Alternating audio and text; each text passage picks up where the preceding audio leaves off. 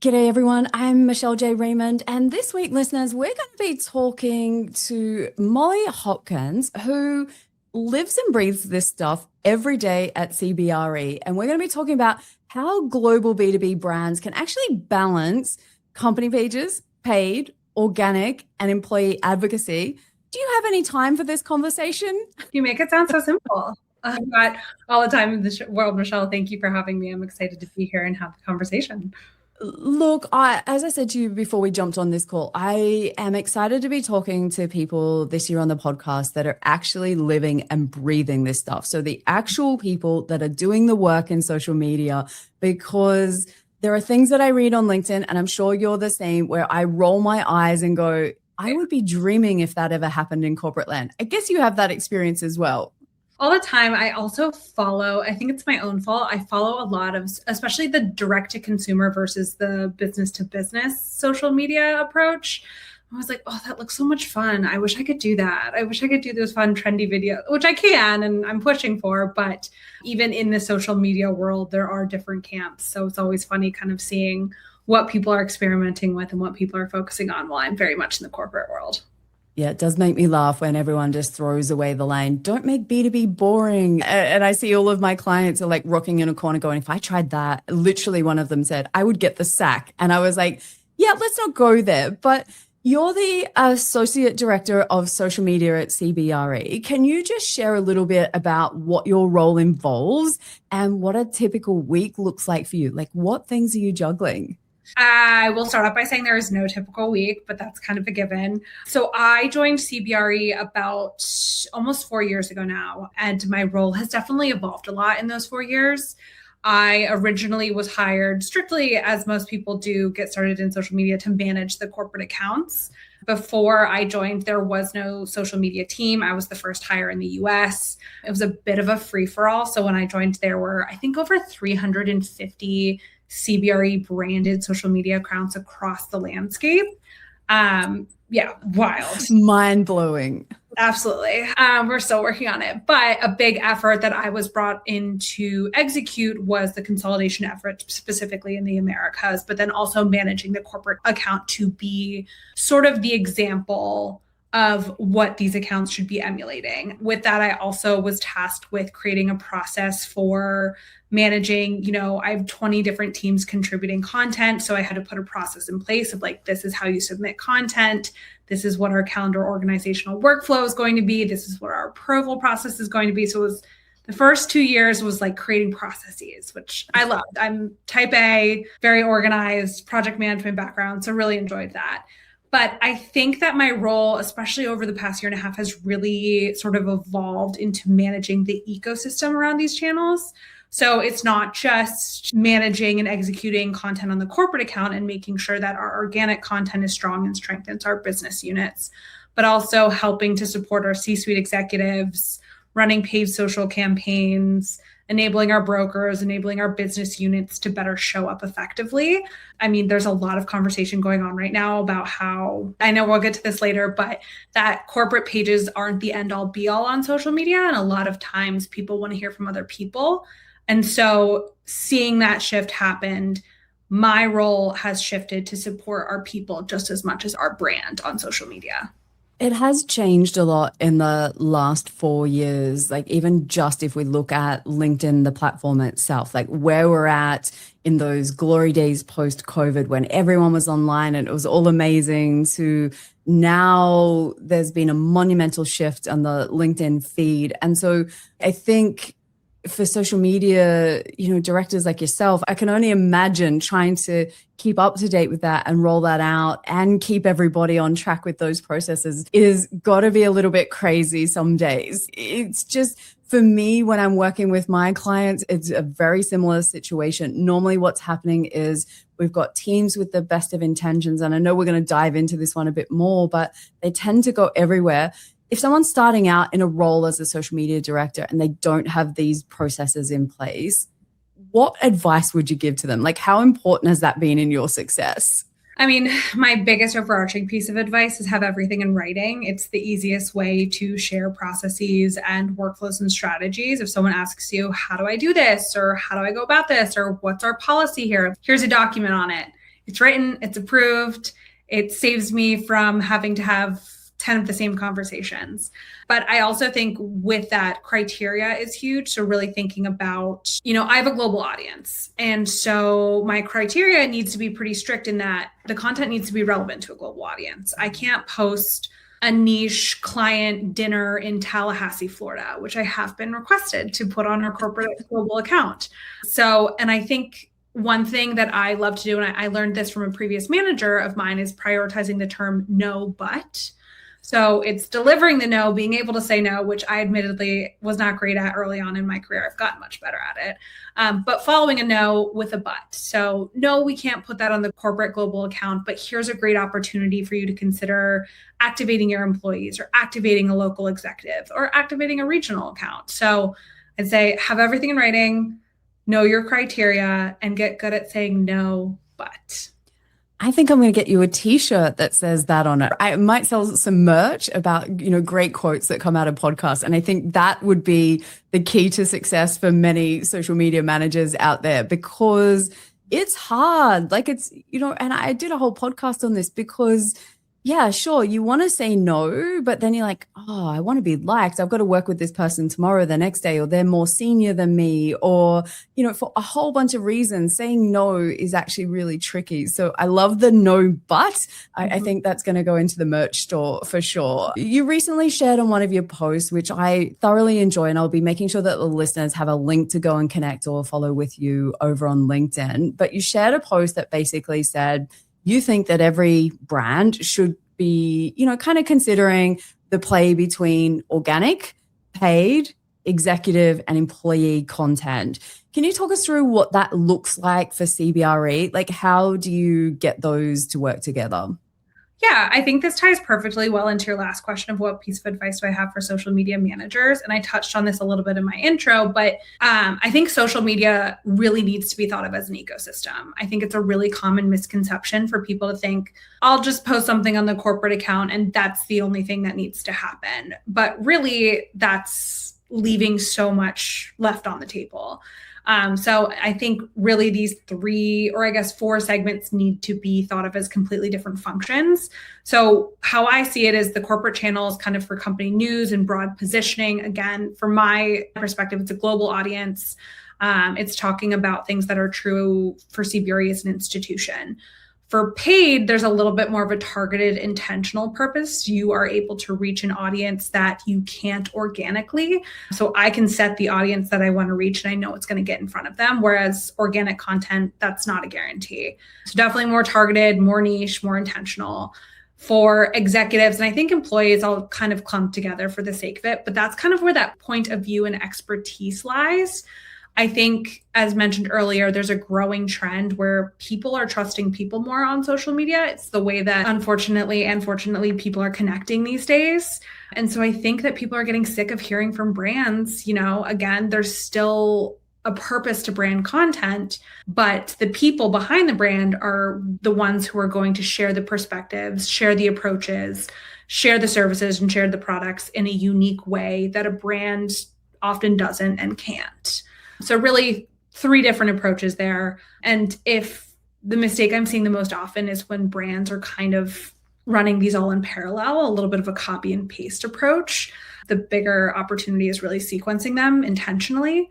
Do you put the leadership team versus your employees? Do you literally treat them the same, or is there any differences? Obviously one may need more support than the other, but do you lead with the executives or lead with employees? Is there any kind of insights into what you found works best from that perspective? Because on one hand, I can see it, if the leaders do it, then it makes it okay for employees, but they're also busy and running a business and maybe not necessarily jumping at the bit to try and get onto social. How do you negotiate between those 2 things? I think you hit the nail on the head, is that being realistic about workloads. Obviously, I would love to treat everyone equally and kind of give my all to general employees as much as I do to my executives. But the reality is there's more visibility, there's less time in their hands. So the approach that I take, and I think it's nuanced for every organization, but for mine, I take a tiered approach and I segmented my employee activation into 3 tiers. The top tier would be C-suite and executive. So that's really that like upper level, has a lot of visibility, is really recognizable on social media. My second tier is what I call thought leaders. So these are people that are kind of in that middle ground. They're an expert on the subject matter at hand. And then tier 3 is what I call general employees. So that could be anyone from brokers to property marketing teams. I treat each one differently. For tier 1, it's the most hands-on. So I'm helping them develop copy. I'm oftentimes publishing for them, and then I'm reporting on the performance to help show them like, hey, last week you shared our global data centers report on your LinkedIn and it performed super well. Here's what I've learned from it and how we can emulate it moving forward. For thought leaders, what I tell them is, you're an expert in your space, and I'm not going to write social media copy for you because that seems silly. I'm not an expert on this topic, you are. So instead, I'm going to give you some prompts to consider. That way, you're publishing a post that isn't just, hey, CBRE shared a report, here's a link to it, you should go read it. It's more intentional, it's more unique. It's, I'm an expert, here was my input on the report, here are my takeaways, here's what you can do next. And then for general employees, just because I am a bit resource constrained, that's where I'm taking a more generalized approach. Depending on the priority of the activation at hand, I'll usually provide 3 to 5 different copy options for them. But one thing I really intentionally do is I will physically put in little brackets and highlight where they should change information, because the last thing I want to see is 50 employees sharing the exact same copy across social media. So that's kind of the tiered approach I take. It's not a perfect. At the end of the day, I can email as many people as I want asking them to post, and it really is up to them unless I have their login information. So it's a lot of effort, maybe not a ton of reward, but luckily the desire is growing. And so I hope that this tiered approach can only scale with that. I think you hit something on the head, that it's not as easy as people make out on LinkedIn. When you're scrolling the feed, you see a post that says, people want to do business with people. People don't trust brands. It's all about people, people, people.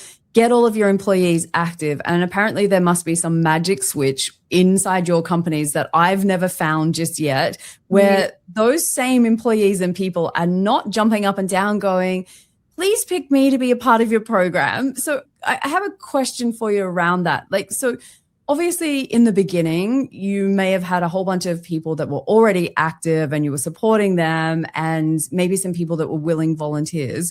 But I'd imagine at some point it gets to okay, that's done. How are we going to grow this thing? Do you have any tips for, and keeping it realistic, about how you can actually make or invite other employees to become a part of this program and get them started? Because I think if they're invisible right now, getting them started is the hardest piece of this puzzle. What have you found in your experience? I think at the end of the day, you can't force someone to show up on social media. To be honest, I've been on so many calls where I'm like being told, you need to go support this person. And then I'll meet with this person and they'll word for word tell me, I don't like social media, or I don't believe in social media. And I'm like, okay, great. I'm going to move on to the next person on my list. I am not going to force you. And so I think being realistic, you can't, as they say, you can lead a horse to water, but you can't make it drink. Same thing goes with social media. But one thing that I like to do is lead by example, whether that's me publishing content myself or supporting a very visible executive within my organization and getting them more active if they're bought in. I think the biggest hesitation that people say about posting more on social media, especially LinkedIn, is that it's cringy or it's embarrassing. I'm like, so what? That's what social media is at the end of the day across every platform. It's it's a little bit cringy and it's a little bit embarrassing, but here we all are. And so I think once you kind of get over that hump, giving them a good example helps, whether that's yourself as the guinea pig or picking an executive that's bought in.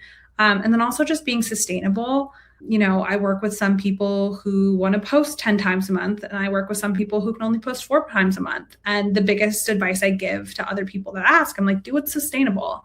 Don't think that there's a special number you need to hit. Test, learn. Your audience is unique to you. What works for the broker sitting next to you might not work for the broker to your right.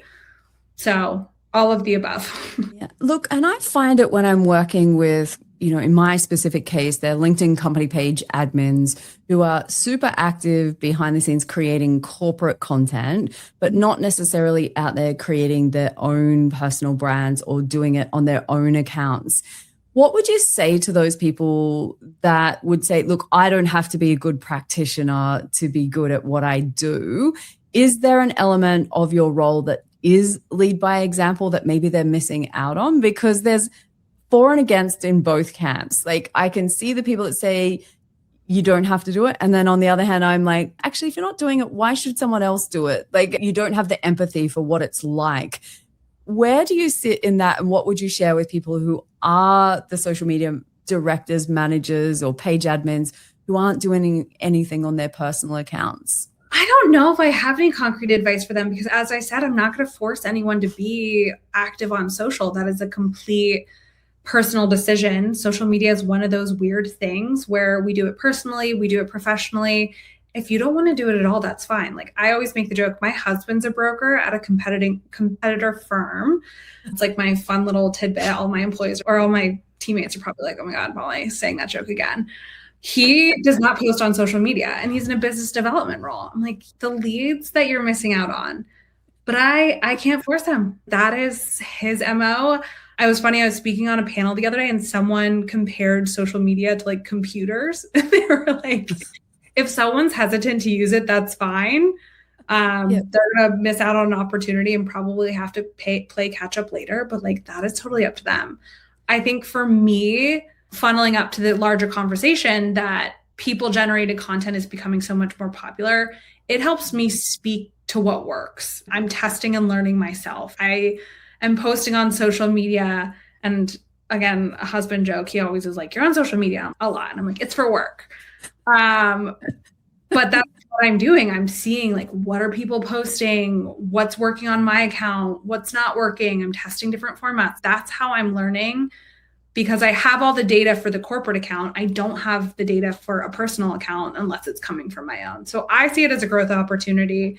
But if other people are finding different ways to grow, that's on them. Yeah, you do you, boo. That's, kind of what it comes down to. I think there's an element of there's the work approach to it and how it can help you in work. But I think right now, for many of the listeners here, I think there's a reason to get out there. And part of that is to build your own personal brand. So if something, God forbid, happens and you lose your job, at least you have some visibility and a network to fall back on. So I get it from the corporate side and why you don't necessarily need to do it and no one's forcing anyone. But I also think as marketers out there now, I get that you're so good at shining a spotlight on everything else but yourself. But I think in today's environment, it's not so bad just every now and then to turn that spotlight around. But you and I crossed paths. I think it was like one of your posts that drew me to, reaching out and connecting with you, because we're both part of the Company Pages Aren't Dying crew. And it's a pretty limited crew some days out there on LinkedIn land. So hence I was drawn like a moth to a flame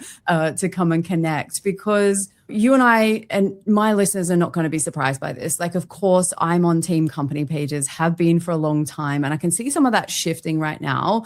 But can you share, like, what role does the company page play in your overall LinkedIn strategy? And I know you've got like 150 pages or something out there. So, it's a big part of what you do. But I'm just curious, how do you see it working in your business? Yeah, it's a great question. And I'm fully in team Company Pages Aren't Dying. I think yes. I see that opinion. I'm like, are you just joining that opinion because it's popular right now, or do you actually believe it? But that's a different conversation. I view the company page as the anchor. I think it is and always will be. It's what is kind of establishing the legitimacy for the brand. It's where people, in my instance, go to understand what CBRE is, what we do. It's sort of that foundation that makes everything else credible. So when a broker tags CBRE or an executive references our brand, the company page is what a new audience finds when they click through, which is probably what they're going to be doing. So what I push back on usually is this idea that the company page should be doing everything. Its job isn't to generate leads or build relationships. That's what personal profiles do, and that's what they do better. The company page is really about quality over volume, focused on educating the audience on what the brand is. That's not coming from a personal page. So I think, again, it's the anchor. It also helps to give employees something to talk about. A lot of times I'm told, I don't know what to talk about. I don't know what to share. And employee advocacy is becoming a really growing need and like execution in 2026. And our employee advocacy program is completely fed by corporate content. So everything that goes out on our corporate channels is fed to our advocacy library. People can peruse it, browse it. It's basically like a curated newsfeed just for CBRE content. So again, without a company page, we would have nothing to feed our advocacy sites unless someone wants to volunteer to do it manually. Not me. No, so I think it's always I call it, it's like the front porch. Figuratively, if you want to use the anchor, the front porch, it's really where people are going to go to establish legitimacy around your brand. Yeah, it's kind of funny. And shout out to Ty Heath, who was the analogy queen that was like, yes, this is your front door with the page. And then you want them to come into the living room and have conversations with the people inside the house. So I love her, and shout out to the B2B Institute, because there's always so much cool stuff coming out from that team about how we can do this all better and how it all works together. And, it's something that I really enjoy. But let's come back to that small fun job that you have, which is there's around 150 company pages or related pages in your business. You mentioned that previous there was like 350. I'm rocking in a corner at the thought of that. But I know what it's like that somewhere in the world, in a region, there's a team out there that's getting super excited and have just identified that everybody's hanging out on LinkedIn and they should be there. So they go to set up a new page full of enthusiasm, full of excitement. And on your side, you're trying to wrangle these things in and keep the brand in alignment. How do you manage that? And I've got a feeling it might be back to the t-shirt of no but yeah, just curious. It is back to the t-shirt of no but. I do need that in a small, medium, large, and extra large for every day of the week. I think you hit the nail on the head in the sense that it is a symptom of people caring and getting excited about LinkedIn and seeing the opportunity there, which I love. So the intent and the instinct is right.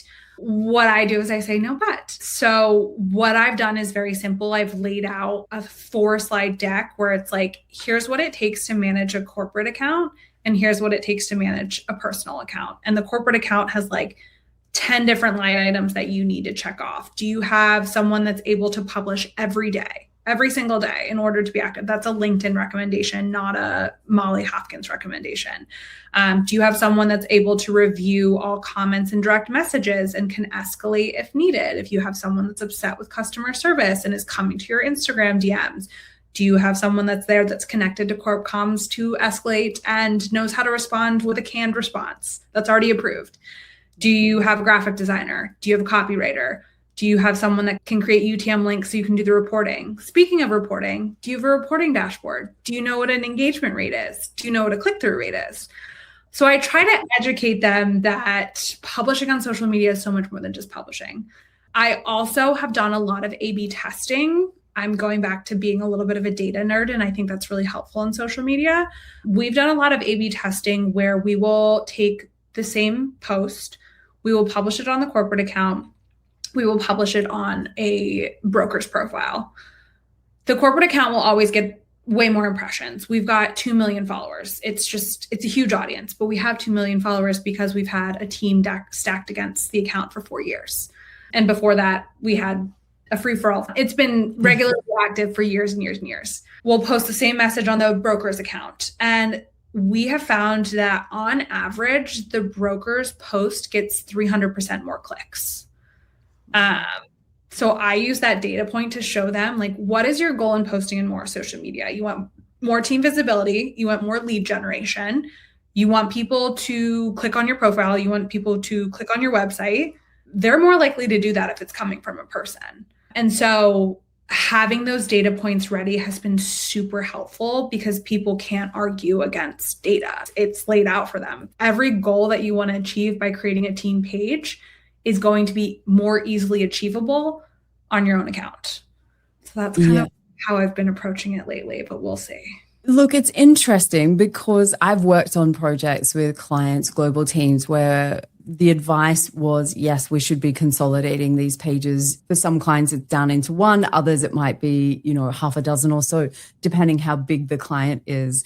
And the fear from those regional teams is, but what about us? Because they do see that in your case, there's 2 million followers. And of course, we feel like if we put a post on there, all 2 million people are going to see the post, all 2 million of the right people, of those local people, and trying to explain to people exactly in our dream worlds, every social media manager in the world wakes up to know that, oh, imagine if you did a post and all 2 million followers saw it. Like, oh, wouldn't that be like a lovely land that we live in? Or that it got immediately sent directly to the target audience organically. Like, yes, we can wake up now because that day just does not exist. But I find if people don't work in the field, that's how they think that it works, is literally you post and it goes to everyone and it's magic. And then, the worst post of all are when somebody's got an event, and I don't want to bang on about this, but your post to say, come and see us at a stand at a show never work, no matter how many followers are on the page. Like, honestly, like they just don't work, and they are far better off somebody on their personal account going, hey, I'm going to this event. And I'm sure you've got so many examples of particular content that speak to that. Like, data's there, right? It's there. And I think you raise a really important point, and this has been my largest soapbox as of the past couple weeks. Yes, the global account has 2 million followers, so we will always have that kind of leverage. But one thing that we're noticing is that followers don't actually count when it comes to reach and impressions. It's the content. So, like, for instance, you and I were joking about how I just published something on my LinkedIn account, and I have about 3,500 followers, and I got 101,000 impressions. Crazy. Our average impressions for our corporate account in April, I believe, was like 50,000. So it just goes to show, like, you can reach just as many, if not more people from a personal profile. And that's the beauty of LinkedIn specifically, because it's a little bit different than Instagram, sort of like TikTok, but someone doesn't need to follow you to see your LinkedIn content. It's being shown based on activity and engagement. Like, there's a spider web that your content can get caught in, that's what you want. And it can be really impactful despite how many followers you have. Hopefully people will test and learn and listen. I think that's the best advice that we could give anyone to wrap up the episode, is that test and learn and be open. I call it the power of two. Get your employees and the brand working together. Have a conversation around, where does this content belong? Is it better suited on a profile? Is it better suited on the page? Should it be on both in different ways at different times at the same time? These are conversations that need to be had. And I appreciate everything that you've shared today from the practical perspective. Now, I'm just going to throw in one last question because it's, my podcast. So that's the beauty of it. My question for you is this. Imagine that I'm the LinkedIn fairies and I've got my magic wand ready, and I can grant you one new feature on LinkedIn that you wish existed, and you can't have organic impressions because not even this fairy's wand is ever going to bring that back to a way. But what would you choose and why? So I'm actually so excited because the rumor is that this is going to happen in the fall. I think LinkedIn needs to start offering collaborative posts. So it's something that you can do on Instagram. It's something that you can do on TikTok, where someone publishes a post and they invite a collaborator and it's shown on both feeds. I am being told from a close source at LinkedIn that this is a feature that they're rolling out in fall. Everyone knock on wood. That excites me the most because we're investing so heavily in our people and getting them to be more active. And I think a really easy way to sustain activity and get more visibility for them is to tap into everything that they want from the corporate account. So those 2 million global followers, those activity levels, that person that's there to monitor comments and monitor direct messages, but it's showing up on their account. So I'm really excited. That shows to me that LinkedIn is investing in the employee advocacy piece that we're all working so hard to support with third-party tools, and making it a little bit easier right on the platform. So I think the fairy's listening. I've heard it's coming. I'm excited to see it. come to fruition. Look, I hope that you're right, because we've seen it with thought leader ads that they take off, they work. So there's a big push by LinkedIn around B2B creators specifically, and that is your employees. It doesn't have to be someone random. It can be from people within your team. So I like the direction that things are heading. I hope that more and more tools come that way. And I can't wait to see if this prediction is right. Sounds like it's going to be, and that makes me even more excited. So thank you for sharing. What a conversation. Thank you. T-shirts are on their way. No buts. And to my listeners, don't forget, I'm going to put the details on how you can follow the pages and follow Molly as well, because I enjoy your content. Thank you so much for all the perspectives that you share about what it's like, a day in the life of a social media director. Thank you so much for coming on the show. Thank you so much for having me. This was great. And listeners, until next week, cheers.